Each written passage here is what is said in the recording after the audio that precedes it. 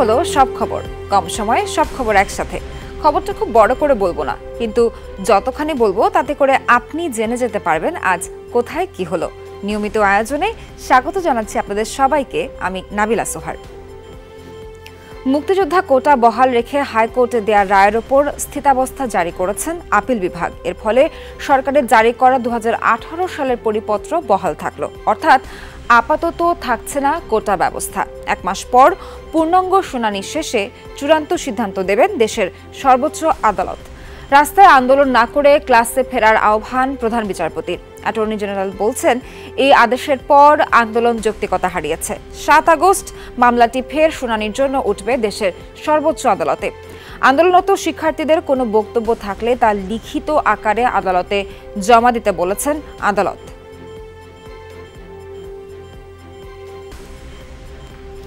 এই স্থিতি অবস্থার পরে দাঁড়ালো হাইকোর্টের জাজমেন্টও স্থগিত থাকবে এবং যে প্রজ্ঞাপনটা বাতিল করা হয়েছে সেই প্রজ্ঞাপনটাও স্থগিত থাকবে, বাতিল থাকবে।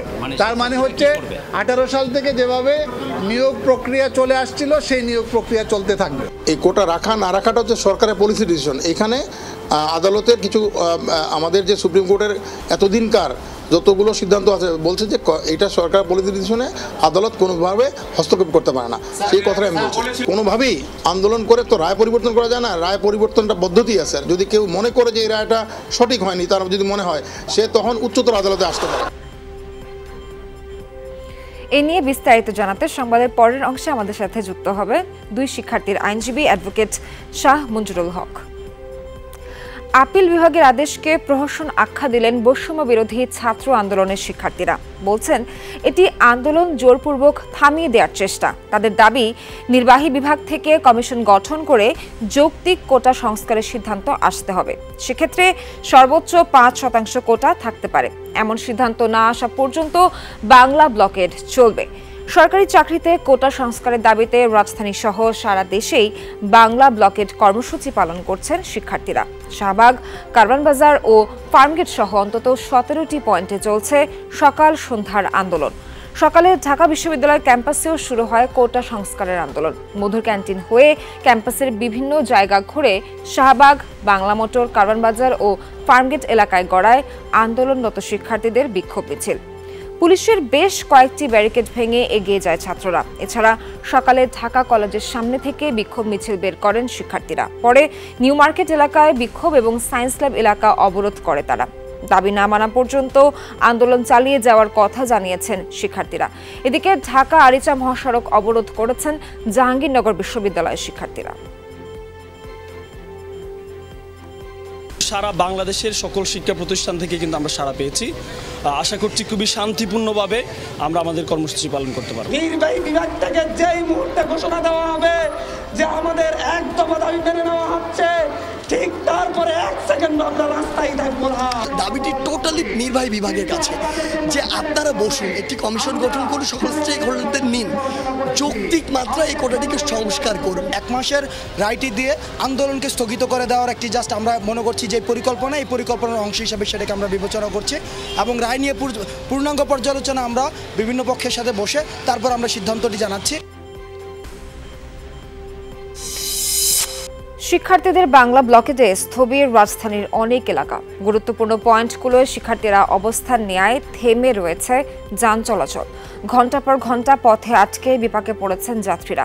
দীর্ঘ সময় যানজটে থেকে ক্ষোভ প্রকাশও করেন অনেকে। ভোগান্তি এড়াতে মেট্রোতে দেখা গেছে উপচে পড়া ভিড়। শিক্ষার্থীদের অবরোধে কার্যত স্থবির শাহবাগ, কারওয়ানবাজার, ফার্মগেট, সায়েন্স ল্যাব সহ রাজধানীর গুরুত্বপূর্ণ পয়েন্টগুলো। আটকা পড়ে শত শত গাড়ি। জরুরি কাজে বের হওয়া মানুষ দীর্ঘ যানজটে নাকাল। ঘণ্টার পর ঘণ্টা অপেক্ষার পরও গাড়ি না পেয়ে হেঁটেই রওনা দেন কেউ কেউ। আন্দোলনের পক্ষে বিপক্ষে সাধারণ মানুষের ছিল নানা মত, তবে সবার চাওয়া একটাই, হোক যৌক্তিক সমাধান, স্বাভাবিক থাকুক রাজধানীর জনজীবন। আমি বারবার ওনাকে একবার আটকাই না, বারবার দেখাইছি, আমার লিডারকে একবার দেখাইছি, না দেখানো হবে না, যেতে দেবে না। এখানে এসে আমাকে রিক্সা থেকে নামিয়ে দিল। আমি এখান থেকে কার্টুনটা মাথাত করে নিয়ে নিউ মার্কেটে গেলাম। এটা মানুষের একটা অনেক ভোগান্তি। এটা কার ব্যর্থতা আসলে এটা তো আমরা বুঝতে পারতেছি না। ঠিক আছে না, সমাধান তো দরকার। সমাধানটা কে করবে? আমি আপনি করবো? লেখেন আপনারা, বলেন সমাধান কে করবে, তাদের কাছে যান। এই মুহূর্তে কোটা আন্দোলনকারীদের খবর জানবো সহকর্মীদের কাছ থেকে। শুরুতেই শাহবাগ যেতে চাই, সেখানে আছেন আমাদের সহকর্মী সাইফুদ্দিন রবিন। রবিন, শিক্ষার্থীরা বর্তমানে কি এখনো অবরোধ কন্টিনিউ করছেন এবং তাদের বর্তমান অবস্থান কোথায় এবং তারা অবরোধ কর্মসূচির ব্যাপারে সবশেষ কি তথ্য দিয়েছে? পরবর্তীতে কি কি কর্মসূচি আছে? আর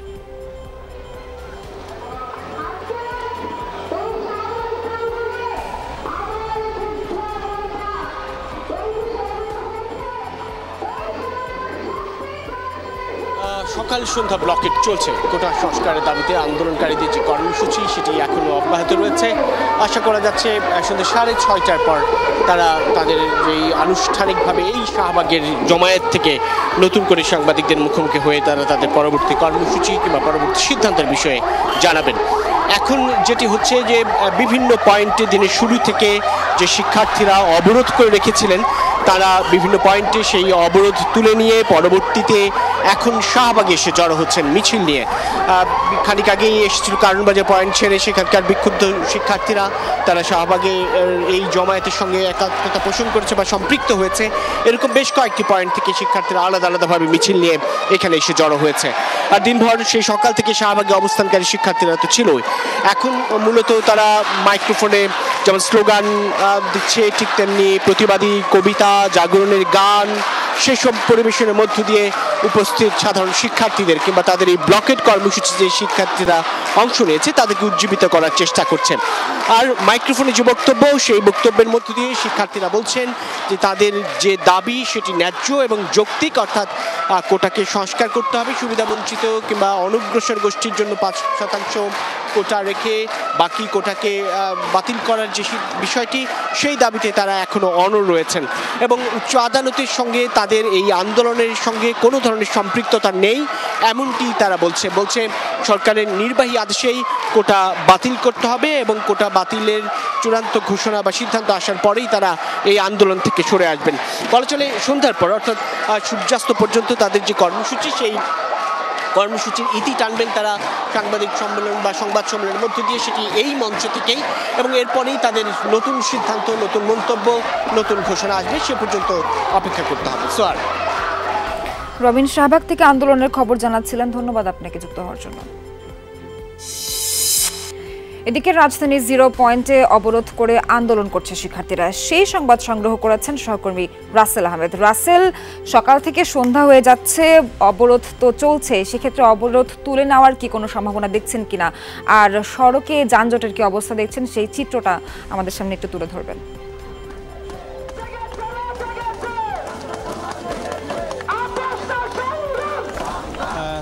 আমি এই মুহূর্তে রয়েছি 0 পয়েন্ট এলাকাতে এবং আপনি দেখতে পাচ্ছেন আমার পেছনে শিক্ষার্থীদের যে আন্দোলন, তারা এইখানে যারা এখন রয়েছেন তারা দুপুর থেকে এর আগে সকাল থেকেও শিক্ষার্থীরা অবস্থান নিয়েছিলেন এই জায়গায়। দেখতে পাচ্ছেন এখন 0 পয়েন্টের যে 4টি মোড়, যে জায়গাটি আসলে একদিক থেকে পুরান ঢাকার সাথে পল্টনের যোগাযোগ, সচিবালয়ের সাথে স্টেডিয়াম সহ এই 4টি পয়েন্টের যে মূল পয়েন্টটি যেটি বেশ গুরুত্বপূর্ণ একটি, কারণ রাজধানীর যোগাযোগ ব্যবস্থার একটি বড় অংশের গাড়ি এইখান দিয়ে চলাচল করে, সেই জায়গা থেকে আসলে আন্দোলন চলছে সকাল থেকে এবং ফলে দুই পাশের যান চলাচল অনেকটা স্থবির হয়ে পড়েছে। শিক্ষার্থীরা যেটি বলছেন তাদের যে কোটা বিরোধী যে এক দফা দাবি, সেই দাবিতে তারা অনড় এবং কোনোভাবেই সেই দাবি পূরণ না হওয়া পর্যন্ত তারা এখানে এই আন্দোলন থেকে সরে দাঁড়াবে। তারা বলতে চাইছেন যে যেহেতু এটি নির্বাহী বিভাগের সিদ্ধান্ত, কোটা বাতিল করা হয়েছিল, আবার আদালতে গড়ালেও তারা নির্বাহী বিভাগ থেকে একটি সিদ্ধান্ত দেখতে চান, অর্থাৎ সেই প্রক্রিয়াটি অন্তত শুরু করা হোক, সেটি তারা দেখতে চান, যে কোটার একটি সংস্কার করে একটি যৌক্তিক পর্যায়ে নিয়ে আসা হোক। এর আগ পর্যন্ত তারা মাঠের আন্দোলন চালিয়ে যাবেন। আজকের যে কর্মসূচি সেটি হচ্ছে সকাল সন্ধ্যা, অর্থাৎ সন্ধ্যা 7টা বা 7:30 পর্যন্ত তাদের এই কর্মসূচি চলবে এবং এরপরে আবার হয়তো তারা পরবর্তী কর্মসূচি ঘোষণা করবে। তবে আমরা যেটি দেখতে পাচ্ছি গেল কয়েকদিন ধরেই ধাপে ধাপে আসলে শিক্ষার্থীদের কর্মসূচির পরিধি বেড়েছে। প্রথম দিকে কেবল মিছিল ছিল, সেটি বিক্ষোভ হয়েছে, এরপরে শুধু শাহবাগ মোড় অবরুদ্ধ করে রাখা হয়েছিল কয়েক ঘন্টার জন্য, এরপর সেটি দিনব্যাপী হয়েছে। অর্থাৎ ধাপে ধাপে আসলে তাদের যে কর্মসূচি সেটি আমরা বাড়তে দেখেছি। আমরা নিশ্চয়ই কালকের কর্মসূচি ছিল, আর এরপরে যদি আরো কর্মসূচি থাকে সেটি হয়তো সন্ধ্যা 7টার দিকে জানা যেতে পারে। এখন পর্যন্ত তাদের আন্দোলন চালিয়ে যাওয়ার যে অবস্থান সেটি তারা বহাল রাখছে। রাস্তার পরবর্তী আপডেট আবার আপনার কাছ থেকে জেনে নেব। ধন্যবাদ আপনাকে 0 পয়েন্ট থেকে যুক্ত হওয়ার জন্য। কোটা সংস্কারের দাবিতে সারা দেশে সড়ক ও রেলপথ অবরোধ কর্মসূচি পালন করছে শিক্ষার্থীরা। সকাল 11টার দিকে ঢাকা আরিচা মহাসড়ক অবরোধ করে জাহাঙ্গীরনগর বিশ্ববিদ্যালয়ের শিক্ষার্থীরা আন্দোলন করে। তারা কোটা সংস্কারের দাবি জানাচ্ছেন। আন্দোলনে 2 লেনে গাড়ি চলাচল বন্ধ হয়ে গেছে, আটকা পড়েছে অসংখ্য যানবাহন, ফলে ভোগান্তিতে পথের যাত্রীরা। বৈষম্য বিরোধী ছাত্র আন্দোলনের ব্যানারে আন্দোলনরত শিক্ষার্থীরা মহাসড়ক অবরোধ করে। এ সময় আন্দোলনরত শিক্ষার্থীরা কোটা বাতিলের 2018 সালের পরিপত্র বহাল ও সরকারি চাকরিতে মেধা ভিত্তিক নিয়োগের দাবি জানান। চতুর্থ দিনের মতো ঢাকা ময়মনসিংহ রেলপথ অবরোধ করে বাংলাদেশ কৃষি বিশ্ববিদ্যালয়ের শিক্ষার্থীরা আন্দোলন চালান। সকালে জব্বারের মোড় এলাকায় ঢাকা থেকে জামালপুরগামী তিস্তা এক্সপ্রেস ট্রেন আটকে রাখেন আন্দোলনকারীরা। এ সময় তারা কোটা বিরোধী বিভিন্ন স্লোগান দিয়ে বিক্ষোভ করেন। রাজশাহীতে সকাল থেকে খণ্ড খণ্ড মিছিল নিয়ে সিনেট ভবনের সামনে জড়ো হয় কোটা সংস্কার আন্দোলনকারীরা। পরে তারা রাজশাহী ঢাকা মহাসড়ক অবরোধ করে। বিকেলে আবারও বিক্ষোভ করেন তারা। দাবি আদায় না হওয়া পর্যন্ত আন্দোলনকারীরা অবরোধ চালিয়ে যাওয়ার ঘোষণা দিয়েছেন। কোটা প্রথা সংস্কারের দাবিতে ঢাকা চট্টগ্রাম মহাসড়ক অবরোধ করে বিক্ষোভ করেছে বাংলা ব্লকের ব্যানারে কুমিল্লা বিশ্ববিদ্যালয়ের শিক্ষার্থীরা।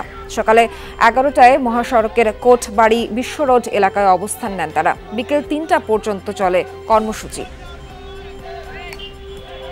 এদিকে বিক্ষোভ হয়েছে রংপুরেও। সকালে রোকেয়া বিশ্ববিদ্যালয়ের বঙ্গবন্ধু চত্বরে অবস্থান নেয় শিক্ষার্থীরা। এরপর নগরীর মডার্ন মোড়ে অবরোধ করেন তারা। এতে অংশ নেয় বিশ্ববিদ্যালয় ও কলেজের শিক্ষার্থীরা। দুপুর পর্যন্ত চলে তাদের কর্মসূচি।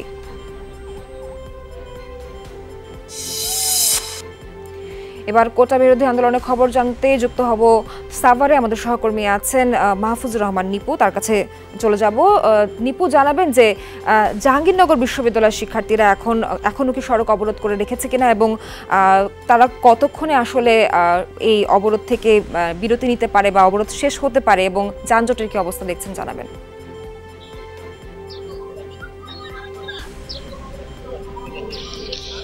জি, আসলে এখনো পর্যন্ত আন্দোলনরত শিক্ষার্থীরা ঢাকা আরিচা মহাসড়কে অবস্থান করছেন। জাহাঙ্গীরনগর বিশ্ববিদ্যালয়ের যে আন্দোলনরত শিক্ষার্থীরা তারা কিন্তু অবস্থান করছেন 10:30 থেকে এখন 6টা বাজে। পুরোটা সময় কিন্তু তাদের অবস্থান ছিল ঢাকা আরিচা মহাসড়কে। এই মহাসড়কে অবস্থান করে আমরা দেখেছি যে 2-1টি অ্যাম্বুলেন্স ছাড়া একেবারে সড়কটিতে কোনো ধরনের যানবাহন কিন্তু চলাচল করতে দেখেনি এবং তারা দিয়েছেন। এতে করে কিন্তু চরম ভোগান্তিতে পড়েছে কিন্তু এখানকার যারা এই পথে যাত্রীরা, একেবারে শিশু থেকে বৃদ্ধ সব বয়সের মানুষের যে চরম যে ভোগান্তিতে পড়তে হয় সেটি কিন্তু আজকে এই পথে যারা এসেছেন তারা কিন্তু আসলে টের পেয়েছেন। যদি জানিয়ে রাখি যে এখন পর্যন্ত আন্দোলনরত শিক্ষার্থীরা কিন্তু বারবার কয়েক দফায় কিন্তু বলেছিলেন, প্রথম বলেছিলেন যে বিকেল 5টা বাজে এই অবরোধ তুলে নেওয়া হবে, এরপর 6টা, এখন শুনছি 7টা বাজে এই অবরোধ তুলে দেবেন, এমনটি কিন্তু আন্দোলনরত শিক্ষার্থীরা তারা কিন্তু জানাচ্ছেন।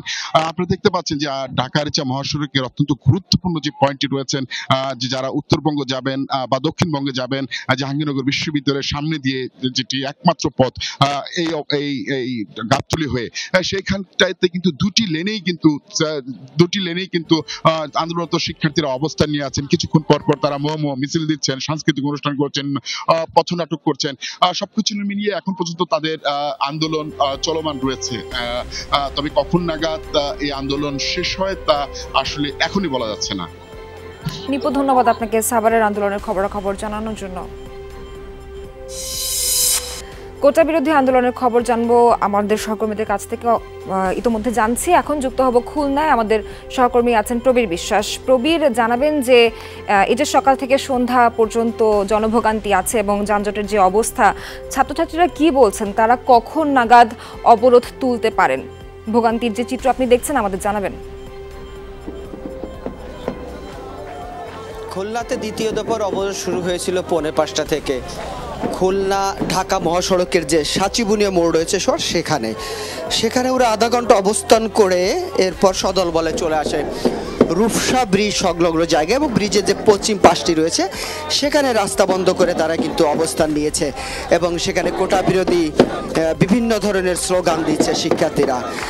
এর ফলে তীব্র যানজট বা ভোগান্তি যাই বলি না কেন, কারণ এই রাস্তার দুই পাশে কয়েকশো গাড়ি আটকে আছে, যার মধ্যে দূরপাল্লার অনেক গাড়ি রয়েছে যারা দূর দূরান্তে যাবে। অর্থাৎ শুধুমাত্র এই একটি মহাসড়ক দিয়েই পুরো ঢাকা সহ দক্ষিণবঙ্গ অর্থাৎ বরিশাল, পটুয়াখালী, ঝালকাঠি এই জেলাগুলো একই সাথে মাদারীপুর, শরীয়তপুর সহ এই রাস্তা দিয়ে গাড়িগুলো চলাচল করে।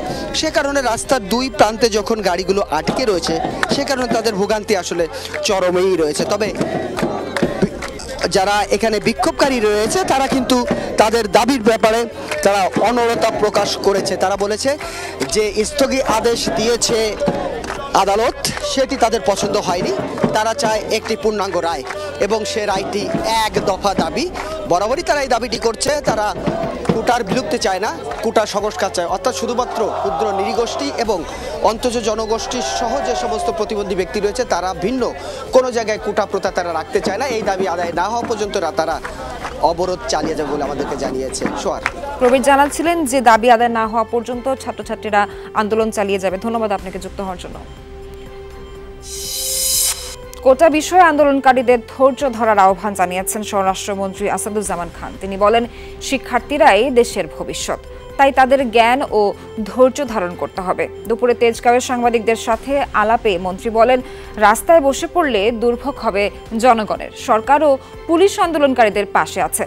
শিক্ষার্থীদের আদালতের নির্দেশনা মেনে নেওয়ার আহ্বান জানান তিনি। তরুণ প্রজন্মের সাথে সরকারের বিরোধ নিয়ে জানিয়ে মন্ত্রী বলেন, শিক্ষার্থীদের ধৈর্য ধরতে হবে, জনদুর্ভোগ সৃষ্টি না করে আদালতের সিদ্ধান্তের উপর মনোযোগ দেওয়ার আহ্বান জানান তিনি। বলেন, কেউ যেন উস্কানি দিয়ে ছাত্রদের ভিন্ন খাতে প্রবাহিত করতে না পারে সে ব্যাপারে সজাগ থাকবে আইন শৃঙ্খলা বাহিনী।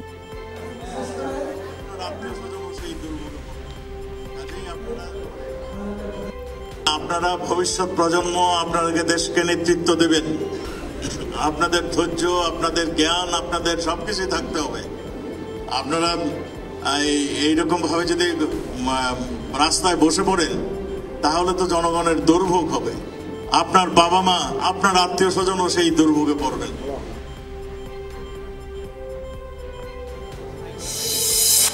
আদালতের চূড়ান্ত রায় না হওয়া পর্যন্ত আন্দোলনরত শিক্ষার্থীদের ধৈর্য ধরার আহ্বান জানিয়েছেন আওয়ামী লীগের সাধারণ সম্পাদক ওবায়দুল কাদের। দুপুরে ধানমন্ডিতে আওয়ামী লীগ সভাপতির রাজনৈতিক কার্যালয়ে ছিল সংবাদ সম্মেলন। সেখানেই তিনি শিক্ষার্থীদের আদালতের নির্দেশনা মেনে ক্লাসে ফিরে যাওয়ার আহ্বান জানান। হাইকোর্টের রায়ের প্রতিক্রিয়ায় সব পক্ষকেই ধৈর্য ধরার আহ্বান জানান ওবায়দুল কাদের। বলেন, সরকার আগেই চাকরির ক্ষেত্র কোটা মুক্ত করার সিদ্ধান্ত নিয়েছে। এ বিষয়ে আদালতের সিদ্ধান্তই চূড়ান্ত। এ সময় আওয়ামী লীগের সাধারণ সম্পাদক বলেন, পেনশন স্কিমের ব্যাপারে বিশ্ববিদ্যালয়ের শিক্ষকদের সাথে যোগাযোগ আছে, শিগগিরই এই সমস্যার সমাধানও আসবে।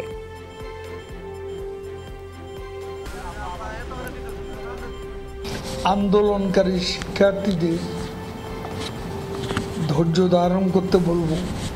মানুষের দুর্ভোগ সৃষ্টি হতে পারে, এ ধরনের কর্মসূচি পরিহার করে আদালতের নির্দেশনা অনুযায়ী যার শিক্ষা প্রতিষ্ঠানে ফিরে যাওয়ার অনুরোধ করছি। কোটা বাতিল বা পুনর্বহাল আদালতের বিষয়, রাস্তায় থেকে আন্দোলন করে দাবি আদায় হবে না, এ মন্তব্য করেছেন আইনমন্ত্রী আনিসুল হক। বলেন, দেশে গণতন্ত্র আছে বিধায় শিক্ষার্থীরা আদালতে যেতে পারছে, তারা যৌক্তিক ও ন্যায্য বিচার পাবে এমন প্রত্যাশাও আনিসুল হকের। আন্দোলনরত শিক্ষার্থীদের ক্লাসে ফিরে যাওয়ার অনুরোধও জানান তিনি। আমি গতকালকেও বলেছি, আমি আজকেও বলছি যে আমি তাদেরকে সাধুবাদ জানাই যে তারা আদালতে গিয়েছে। আমাদের দেশে গণতন্ত্র আছে বলেই তারা আদালতে গেছে, আদালত জিনিসটা বিবেচনা করবে। আমার বিশ্বাস যৌক্তিক ন্যায্য বিচার আদালত করবে এবং আমি অনুরোধ করব ছাত্রদেরকে, ছাত্রদের যে কাজ লেখাপড়া করা সেটা করার জন্য। শিক্ষার্থীদের কোটা বিরোধী আন্দোলন সরকারের জন্য গলার কাঁটা তৈরি করবে বলে মন্তব্য করেছেন গণ অধিকার পরিষদের সভাপতি নুরুল হক নূর। তাই বিলম্ব না করে শিক্ষার্থীদের দাবি মেনে নেওয়ার আহ্বান জানান। সকালে ডিআরইউতে ভারতের সাথে চুক্তি ও সমঝোতায় নাগরিক সমাজের উদ্বিগ্নতা ও করণীয় শীর্ষক আলোচনা অনুষ্ঠানে তিনি এ মন্তব্য করেন। শিক্ষার্থীদের অরাজনৈতিক দাবিকে রাজনৈতিক ইস্যু তৈরি না করার জন্য আহ্বান জানান। তিনি আরো বলেন, আদালত কেন স্থিতাবস্থা রাখলো সেটা ভেবে দেখার বিষয়। আলোচনা অনুষ্ঠানে বিএনপির মিডিয়া সেলের আহ্বায়ক অধ্যাপক ডক্টর মওদুদ হোসেন আলমগীর বলেন, কোটা আন্দোলনকারীদের প্রতি সমর্থন রয়েছে। এই রকমের একটা চরম জনসম্পৃক্ত দাবিকেও কেন কোর্ট ইগনোর করে ছাত্রদের আন্দোলনকে একটা সমাধানের পথে না গিয়ে একটা স্থিতাবস্থা জারি করে আরেকটা জটিলতা তৈরি করলে আমরা জানি না। যে অধিকারের আন্দোলনটি তোমরা করছো, এমন না হয় আল্লাহ না করুক পরবর্তী পর্যায়ে ওই হরিয়ানা, পাঞ্জাব কিংবা চণ্ডীগড়, দিল্লির ছাত্র ছেলেদের সাথে থেকে নিজের অধিকার প্রতিষ্ঠার জন্য এই কোটা প্রতিষ্ঠার আন্দোলন যেন তোমাদেরকে করতে না। চীন বাংলাদেশের মধ্যে সই হলো 21টি সমঝোতা স্মারক চুক্তি এবং 7টি ঘোষণাপত্র। এর মাঝে 2টি সমঝোতা স্মারক হয়েছে পুনর্নবায়ন। মূলত কৌশলগত অংশীদারিত্ব ব্যাপক সহযোগিতামূলক অংশীদারিত্বে উন্নীত হতেই দুদেশের এ উদ্যোগ। বুধবার দুপুরে বেজিংয়ে গ্রেট হল অফ দি পিপলসে প্রধানমন্ত্রী শেখ হাসিনা এবং চীনের প্রধানমন্ত্রী লি কিয়াংয়ের উপস্থিতিতে এসব স্বাক্ষরিত হয়।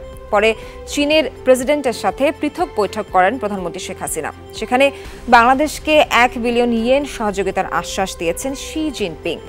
এছাড়া ব্রিক্সে যোগ দেওয়ার ব্যাপারে চীনের তরফ থেকে প্রতিশ্রুতির কথা জানান পররাষ্ট্রমন্ত্রী।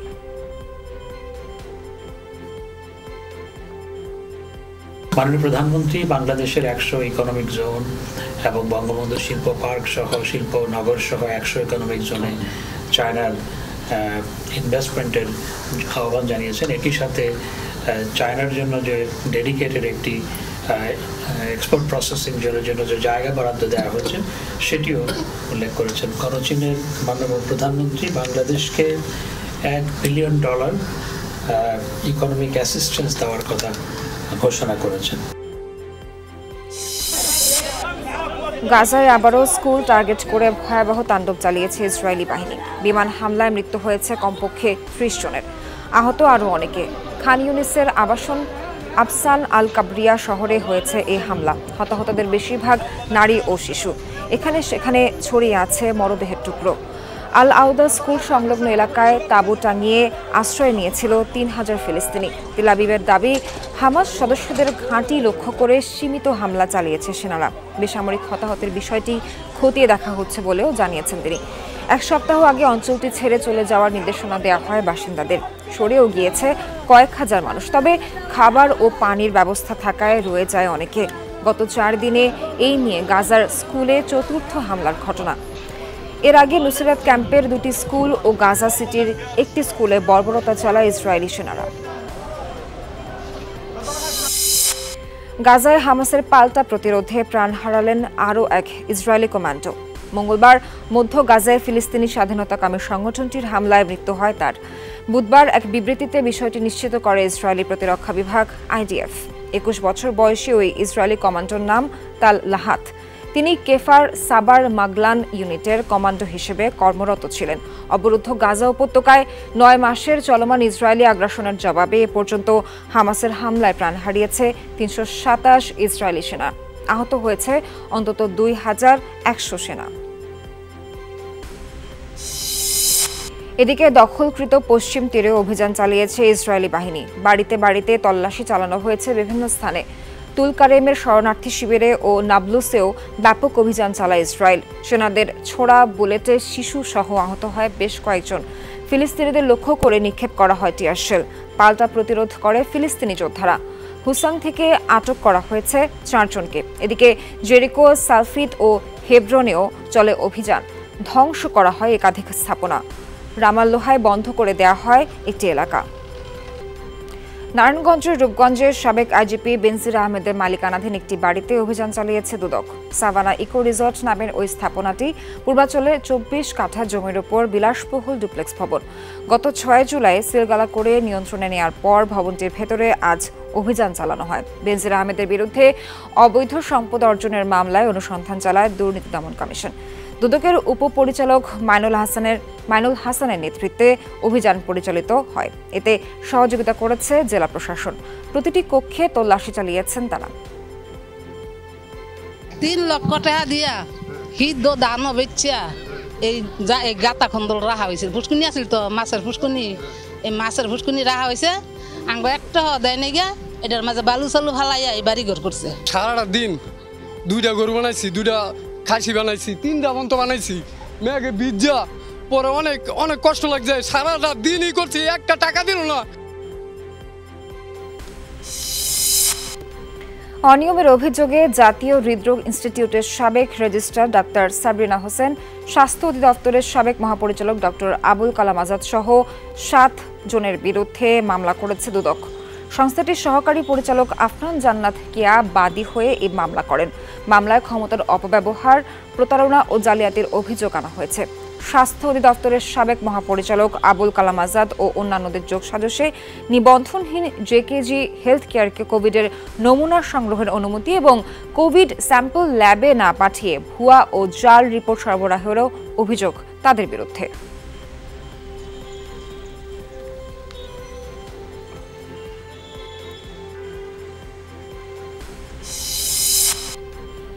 আবারও কোটা প্রসঙ্গ। কোটা ইস্যুতে আদালতের নির্দেশনা সম্পর্কে 2 শিক্ষার্থীর আইনজীবী অ্যাডভোকেট শাহ মঞ্জুরুল হকের কাছ থেকে আরও জানব। সরাসরি যোগ দিচ্ছেন তিনি আমাদের সঙ্গে। আপনার কাছে জানতে চাই যে মুক্তিযোদ্ধা কোটা বহাল রেখে হাইকোর্টের দেয়া রায়ের ওপর স্থিতাবস্থা জারি করে দেয়া আদেশে আপিল বিভাগ আর কি কি বলেছেন, বিস্তারিত জানাবেন। জি, আপিল বিভাগের রায়ের কপিটি আমার হাতে, টাইপ কপিটি আমার হাতে রয়েছে।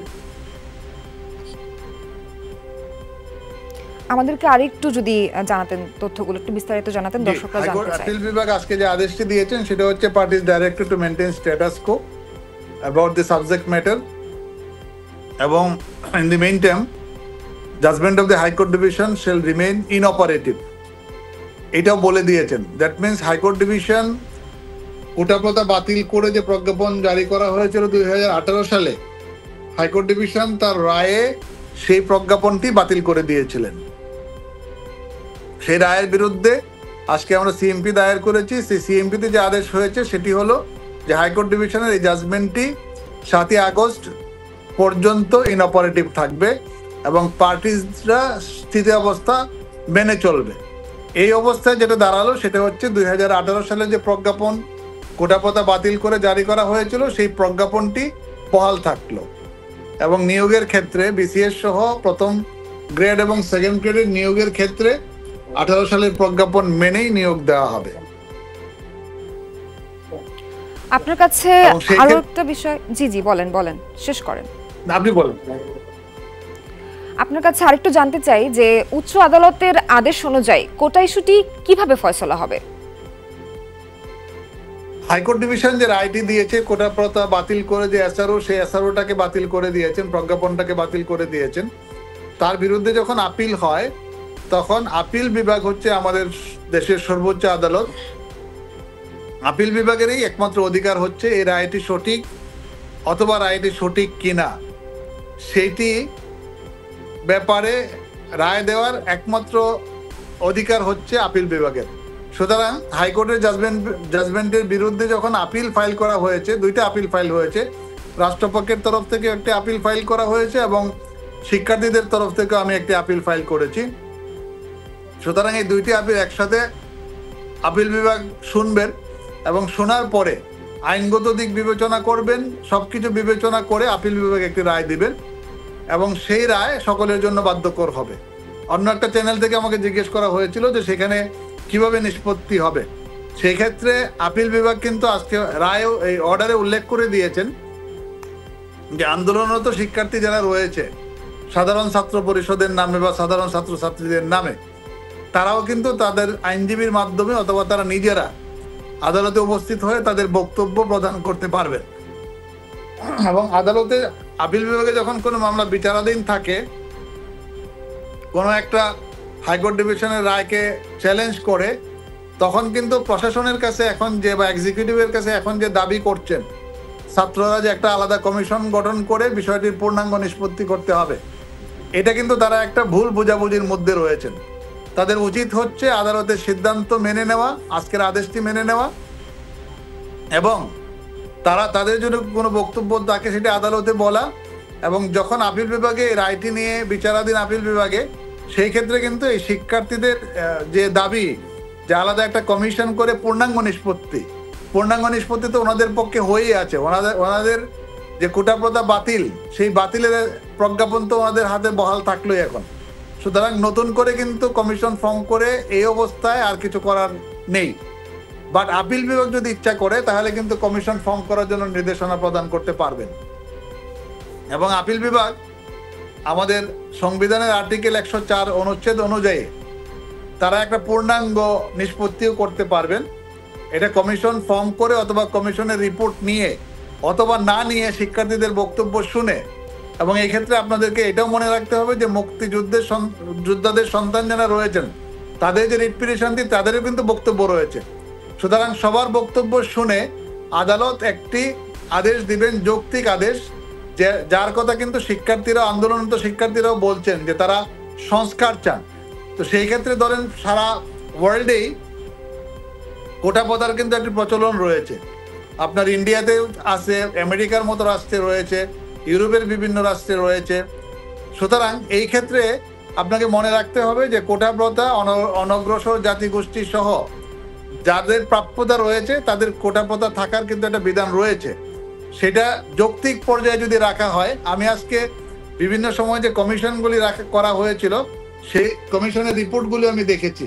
সেই রিপোর্টগুলিতেও কিন্তু এই কোটা প্রথার যৌক্তিকতা অযৌক্তিকতা নিয়ে অনেকগুলি মন্তব্য করা হয়েছে, প্রতিবেদন করা হয়েছে, একটা বিস্তারিত প্রতিবেদন কিন্তু এটা। সুতরাং এই প্রতিবেদনটা যদি কেউ দেখে, শিক্ষার্থীরাও দেখে এবং আমরা আজকে দেখেছি, সেই ক্ষেত্রে কিন্তু আপিল বিভাগ একটি সুন্দর সিদ্ধান্তে যেতে পারবে। সুতরাং আমি শিক্ষার্থীদের উদ্দেশ্যে বলবো, যেহেতু বিষয়টি আপিল বিভাগে এখন বিচারাধীন, এখন যদি তারা আন্দোলন করে যায় সেটি অবৈধ হবে, বেআইনি হবে এবং আদালত অবমাননার শামিল হবে। সেই ক্ষেত্রে যেহেতু একটি সুন্দর আদেশ হয়েছে, তারা আপিল বিভাগের এই রায়ে কিন্তু বলা হয়েছে যে অর্ডারে বলা হয়েছে যে কোমলমতি ছাত্রছাত্রীদেরকে স্ব শিক্ষা প্রতিষ্ঠানে ফিরে গিয়ে নিজ কাজে অর্থাৎ পড়াশোনায় মনোনিবেশ করতে বলা হলো। সুতরাং এখন তাদের মাঠে থাকা, রাস্তায় থাকা, আন্দোলন করাটা কিন্তু সম্পূর্ণ বেআইনি এবং আদালত অবমাননার শামিল হবে। তাদের যদি কোনো বক্তব্য থাকে সেই বক্তব্যটা আপিল বিভাগের সামনে তারা 7ই আগস্ট এসে উপস্থাপন করতে পারবে। সুতরাং তারা যে দাবি করুক, কমিশন ফর্ম, বিষয়টির চূড়ান্ত নিষ্পত্তি, বিষয়টির প্রশাসনিক হস্তক্ষেপ, নির্বাহী বিভাগের হস্তক্ষেপ, সবকিছুই কিন্তু এখন আপিল বিভাগে এসে বলতে হবে। ধন্যবাদ শাহ মঞ্জুরুল হক আপনাকে আমাদের আলোচনায় যুক্ত হওয়ার জন্য।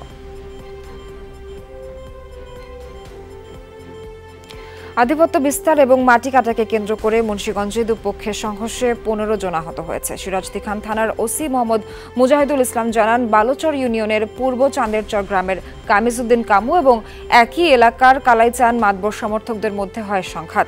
ফসলি জমির মাটি কাটার টাকার ভাগ বাটোয়ারা এবং আধিপত্য নিয়েছিল বিরোধ। এরই জেরে আজ ভোরে সংঘর্ষে জড়ায় দুই পক্ষ। তারা টেটা নিয়ে সংঘর্ষে জড়িয়ে পড়ে এবং বাড়িঘরে ভাঙচুর চালায়। এ সময় দুপক্ষের 9 জন টেটাবিদ্ধ হন, আহত কমপক্ষে 15 জন। 3 ঘন্টা ধরে চলে এই সংঘাত। পরিস্থিতি নিয়ন্ত্রণে আনতে পুলিশ 25 রাউন্ড রাবার বুলেট ছোড়ে। এর আগে গত 21 জুন দুপক্ষের মধ্যে সংঘর্ষ হয়েছিল।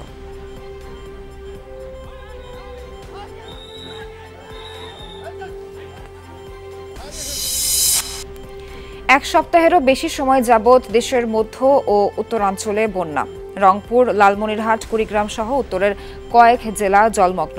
কুড়িগ্রামে ধরলা ও দুধকুমার নদীর পানি বিপদসীমার নিচে নামলেও ব্রহ্মপুত্রের পানি এখনো থই থই। গেল 8 দিনে চরের অসংখ্য ফসলি জমি নষ্ট হয়েছে। গাইবান্ধাতেও ধীরগতিতে কমছে নদীর পানি। তবে জেলার সার্বিক বন্যা পরিস্থিতি কিছুটা উন্নতির দিকে। সপ্তাহ ধরে পানিবন্দী প্রায় 40,000 পরিবার। দুর্গত এলাকায় বিশুদ্ধ পানি ও খাবারের সংকট।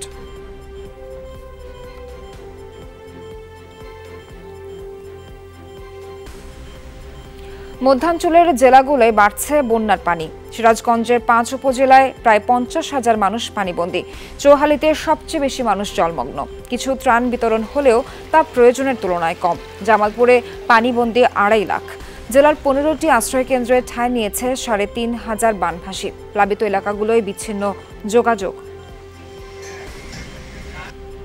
রান্না বান্না নাই, খাওয়া দাওয়া নাই। আচ্ছা 7-8 দিন ধরে কোনো খোঁজ খবর নাই, কোনো পানি পেলাম না, কামাই আদর নাই, চলার কোনো খোঁজ, সব খুব কষ্ট হয়েছে। খালি শুনি বলে টান দেয়, কই টান কেউ তো পাইল না। এলাকাবাসী এমন কোনো লোকই তো কয় নাই যে কিছু পাইছি।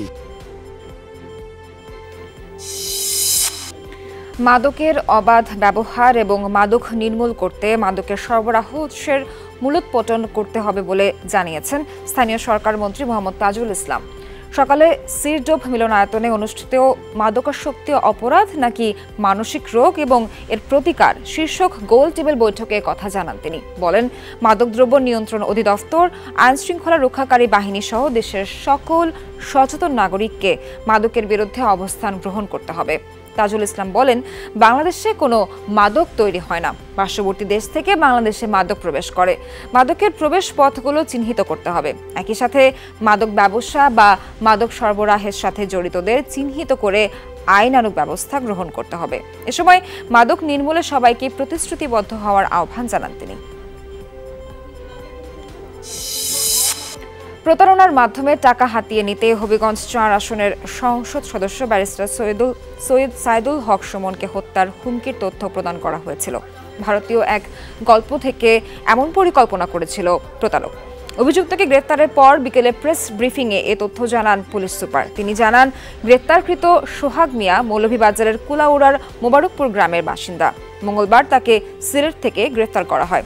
সোহাগ প্রায় 6 বছর বিদেশে ছিল। দেশে ফিরে তিনি একটি দালাল চক্র গড়ে তোলেন। তাদের মাধ্যমে বিদেশে মানুষ পাঠানোর নামে টাকা আত্মসাৎ করে, যে কারণে তার বিরুদ্ধে আরও 2টি প্রতারণার মামলা হয়েছে। তিনি দীর্ঘদিন ধরে বিভিন্ন ডার্ক ওয়েবসাইট ব্যবহারের মাধ্যমে মানুষের সাথে প্রতারণা করে আসছিলেন। সে একটা নাটক সাজিয়েছিল এবং সেটা আমাদের কাছে স্বীকারও করেছে। মনে করেছিল যে আমাদের মাননীয় সংসদ সদস্য ওকে বলবে যে ঠিক আছে, তুমি আমাকে নামগুলো বলো, আমি তোমাকে কিছু পে করবে। যখন দেখলো যে না, সে তো কোনো টাকা পে করবে না, এই ভয়ে সাথে সাথে সে তার মোবাইল, যেটা যে সে সবসময় কথা বলতো, সেই মোবাইলটা কিন্তু সে ভেঙে ফেলছে। এতে আছে অ্যান্টিব্যাকটেরিয়াল ফিল্টার। এর ইনভার্টার টেকনোলজি বিদ্যুৎ খরচ বাঁচায়, তাই বিশ্বের 1 নম্বর এসি নির্মাতা গ্রি। ইসরায়েলের দখলকৃত গোলান মালভূমিতে ব্যাপক হামলা চালিয়েছে হিজবুল্লাহ। মঙ্গলবার এলাকাটিতে ছোড়া হয় একগুচ্ছ রকেট। এসব হামলায় 2 জন গুরুতর আহত হন। একই দিন ইসরায়েলি হামলায় সিরিয়ায় প্রাণ যায় হিজবুল্লাহ প্রধান হাসান নাসরাল্লাহর সাবেক দেহরক্ষীর। দামেস্ক বৈরুত মহাসড়কে হামলা চালিয়ে তাকে হত্যা করা হয়। সিরিয়া ইসরায়েলের হামলায় অন্তত 4 জনের মৃত্যু হয়েছে। তেল আবিবের দাবি, হিজবুল্লাহর কাছে অস্ত্র সরবরাহের কাজ করতেন নিহত ইয়াসের নিমোর কার্নাবাস। এই ঘটনার পরই পাল্টা হামলা চালিয়েছে হিজবুল্লাহ। যুক্তরাষ্ট্রের পণ্যবাহী জাহাজসহ 3টি জাহাজে হামলা করেছে ইয়েমেনের সশস্ত্র গোষ্ঠী হুতি। এক বক্তব্যে এমনটি দাবি করেন ইরান সমর্থিত গোষ্ঠীটির মুখপাত্র ইয়াহিয়া সারেফ। মঙ্গলবার আরব সাগরে বেশ কয়েকটি ব্যালিস্টিক ক্ষেপণাস্ত্র দিয়ে মার্কিন পণ্যবাহী জাহাজ মাইরেস্ক সেন্ট্রুসায় হামলা চালায় বিদ্রোহী গোষ্ঠী হুতি। নৌবাহিনী ও মিসাইল ফোর্সের যৌথ এ অভিযানে লক্ষ্যে নির্ভুল এবং সরাসরি আঘাতের দাবিও করে হুতি বিদ্রোহীরা। এতে প্রাথমিকভাবে হতাহতের কোনো খবর পাওয়া না গেলেও ধারণা করা হচ্ছে বেশ ক্ষয়ক্ষতির মুখে পড়েছে জাহাজটি। একই সঙ্গে এডেন উপসাগরে আরও 2টি জাহাজে ড্রোন হামলার দাবি করে ইরান সমর্থনপুষ্ট গোষ্ঠীটি। এদিকে হুতিদের একটি ড্রোন ধ্বংসের দাবি করেছে যুক্তরাষ্ট্রের সেন্ট্রাল কমান্ড। নারায়ণগঞ্জের রূপগঞ্জ এলাকায় জঙ্গি আস্তানার প্রধান জাবেদ হোসেনকে গ্রেফতার করেছে অ্যান্টি টেররিজম ইউনিট। সকালে গ্রেফতারের বিষয়টি নিশ্চিত করেন এটিইউ এর মিডিয়া অ্যান্ড অ্যাওয়ারনেস উইংয়ের police super barrister Mahfuzul Alam Russell. তিনি বলেন, নারায়ণগঞ্জের রূপগঞ্জের বরপা এলাকায় জঙ্গি আস্তানার সন্দেহে একটি 4তলা বাড়ি ঘিরে রাখা হয়। পরে সেখানে অভিযান চালিয়ে 3টি শক্তিশালী আইডি বোমা ও বোমা তৈরির সরঞ্জাম উদ্ধার করা হয়। তবে অভিযানের আগে ওই আস্তানা থেকে পালিয়ে আত্মগোপনে যান জাবেদ। পরে অভিযান চালিয়ে তাকে গ্রেফতার করা হয়। তবে কোন জায়গা থেকে তাকে গ্রেফতার করা হয়েছে প্রাথমিকভাবে তা জানায়নি এটিও। বরপা এলাকায় আসামি জাবেদ হোসেনের ভাড়া বাসায় সংগঠনের অন্যান্য সদস্যরা বিভিন্ন সময়ে অবস্থান করতেন এবং গোপন বৈঠক সহ বিভিন্ন সাংগঠনিক কার্যক্রম পরিচালনা করতেন। ভোলার মেঘনা নদীতে 5 শ্রমিক সহ বালু কাটার ড্রেজার ডুবির ঘটনায় দুজনের মরদেহ উদ্ধার করা হয়েছে। এখনও নিখোঁজ রয়েছেন 3 জন। সকাল থেকে 3 শ্রমিকের সন্ধানে কোস্টগার্ড, নৌ পুলিশ ও বিআইডব্লিউটি এর ডুবুরি দল অভিযান পরিচালনা করছে। ডুবে যাওয়া ড্রেজারটির স্থান চিহ্নিত করলেও মেঘনা নদীর তীব্র স্রোতের কারণে অভিযান ব্যাহত হচ্ছে। গত শনিবার মেঘনা নদীতে 5 জন শ্রমিক সহ একটি ড্রেজার ডুবে যায়। ডুবুরি দল নিখোঁজ শ্রমিক মোহাম্মদ নূরে আলম ও সিয়ামের মরদেহ ড্রেজারের ইঞ্জিন রুম থেকে উদ্ধার করে। এখনও নিখোঁজ রয়েছে মোহাম্মদ আরিফ, মোহাম্মদ তালজিল ও মোহাম্মদ হারুন নামে 3 শ্রমিক। 3 জন নিখোঁজ আছে, কিন্তু আমরা ওই কেবিনগুলোতে এবং আশেপাশে তল্লাশি করে আর কোনো ডেড বডি খুঁজে পাইনি। আমাদের উদ্ধার কার্যক্রম চলমান আছে এবং এই ব্যাপারে আমাদের ঊর্ধ্বতন কর্তৃপক্ষ খুবই তৎপর আছে এবং আমাদেরকে দিক নির্দেশনা দিচ্ছেন। বিভিন্ন দাবিতে আগামী 15 জুলাই থেকে 48 ঘন্টা ধর্মঘটের ডাক দিয়েছে পণ্য পরিবহন শ্রমিকরা। সকালে নগরীর সল্ট গোলা মোড়ে সমাবেশ ও মানববন্ধন কর্মসূচি থেকে এ ঘোষণা দেন তারা। সরকার ঘোষিত সর্বনিম্ন মজুরি ও শ্রমঘণ্টা বাস্তবায়ন, নিয়োগপত্র প্রদান সহ অন্যান্য দাবি আদায়ে 15 জুলাই ভোর 6টা থেকে 17 জুলাই ভোর 6টা পর্যন্ত prime mover, trailer, dump truck সহ সব পণ্যবাহী যান চলাচল বন্ধ থাকবে বলে জানান আন্দোলনকারীরা। এ সময় শ্রমিক ইউনিয়ন এবং সড়ক পরিবহন ফেডারেশনের নেতারা উপস্থিত ছিলেন।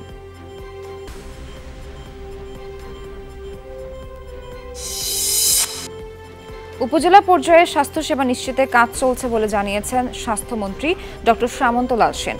দুপুরে মাদারীপুরে Sheikh Hasina institute of health and technology পরিদর্শন করেন তিনি। এ সময় মন্ত্রী বলেন, ঢাকার হাসপাতালে রোগীর চাপ কমাতে উপজেলা পর্যায়ে স্বাস্থ্যসেবা নিশ্চিতেই বিকল্প নেই। সে লক্ষ্যে সরকার কাজ করছে।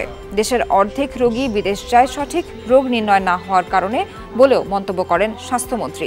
পরে আরও কিছু স্বাস্থ্যসেবা কেন্দ্র পরিদর্শন করেন তিনি। অর্ধেক লোক বিদেশে যায়, কিন্তু এই ইনভেস্টিগেশন প্রপার হয় না দেখে তারা দেখে এক জায়গায় এক রিপোর্ট, আরেক জায়গায় আরেক রিপোর্ট, এইগুলো চিন্তা করে কিন্তু অনেকে বিদেশ চলে যায়। আমরা যদি টেকনোলজিকে এই টেকনোলজিটাকে শক্ত করতে পারি, কারণ একজন চিকিৎসক আমাদের কিন্তু সমস্ত কিন্তু রোগের ট্রিটমেন্ট সব কিছু নির্ভর করে এই টেকনোলজির উপর।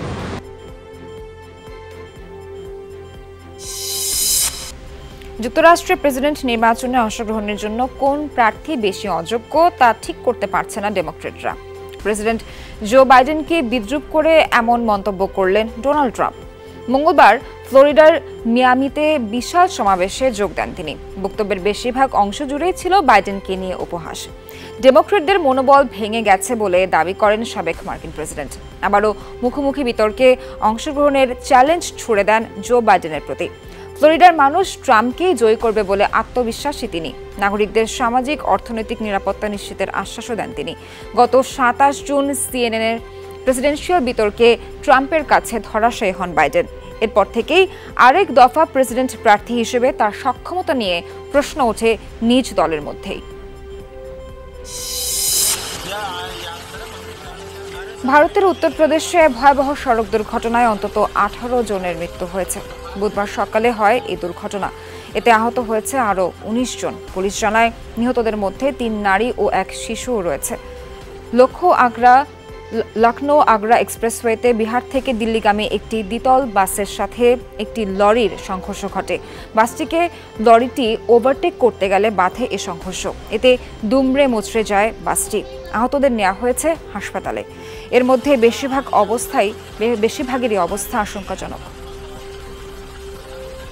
সর্বোচ্চ আদালতের আদেশে 2018 সালে কোটা বাতিল সংক্রান্ত সরকারের পরিপত্র বলবৎ আছে। তাই জনদুর্ভোগ তৈরি থেকে আন্দোলনকারীদের বিরত থাকার আহ্বান জানিয়েছেন তথ্য সম্প্রচার প্রতিমন্ত্রী মোহাম্মদ আলী আরাফাত। দুপুরে নিজের ভেরিফাইড ফেসবুক পেজে প্রতিমন্ত্রী এ আহ্বান জানান। বলেন, সর্বোচ্চ আদালত শুধু স্থিতাবস্থার আদেশ দেননি। শুধু স্থিতাবস্থার আদেশ দিলে কোটা বিষয়ে সরকারের পরিপত্র বাতিল করে উচ্চ আদালত যে রায় দিয়েছিল সেটি বলবৎ থাকত। কিন্তু সর্বোচ্চ আদালত কোটার বিষয়ে সংশ্লিষ্ট পক্ষগুলোকে স্থিতাবস্থা বজায় রাখতে আদেশ দিয়েছেন, অর্থাৎ সরকারের জারি করা পরিপত্র এখন আবার বলবৎ রাখা হয়েছে বলেও জানান তিনি। ব্যাংকগুলো খেলাপি ঋণের তথ্যে কোনো ধরনের ফাঁকি দিচ্ছে কিনা তা যাচাই করার জন্য সংশ্লিষ্ট ব্যাংকের অডিট ফার্মকে দায়িত্ব দিয়েছে কেন্দ্রীয় ব্যাংক। অনিয়ম শনাক্ত করতে পারলে সে বিষয়ে প্রতিবেদন কেন্দ্রীয় ব্যাংকের কাছে পাঠাতে নির্দেশনা দেওয়া হয়েছে। ব্যাংকের আর্থিক অবস্থার অবনতি হলে তাৎক্ষণিকভাবে অডিট ফার্মকে প্রতিবেদন পাঠাতে হবে কেন্দ্রীয় ব্যাংকে। এ বিষয়ে মঙ্গলবার কেন্দ্রীয় ব্যাংক নীতিমালা জারি করেছে। এতে অডিট ফার্ম কিভাবে নিয়োগ করতে হবে, তাদের কাজের পরিধি কি হবে তা উল্লেখ করা হয়েছে। অডিট ফার্মের জবাবদিহিতা ও দায়িত্ব আরও বাড়িয়েছে বাংলাদেশ ব্যাংক। নীতিমালায় বলা হয়, এখন থেকে নিরীক্ষা কার্যক্রমে অনিয়ম ও জালিয়াতি শনাক্তে বেশি জোর দিতে হবে। একই সঙ্গে মৌলিক সূচকের বিষয়েও গুরুত্ব দিয়ে প্রতিবেদন তৈরি করার নির্দেশনা দেওয়া হয়েছে।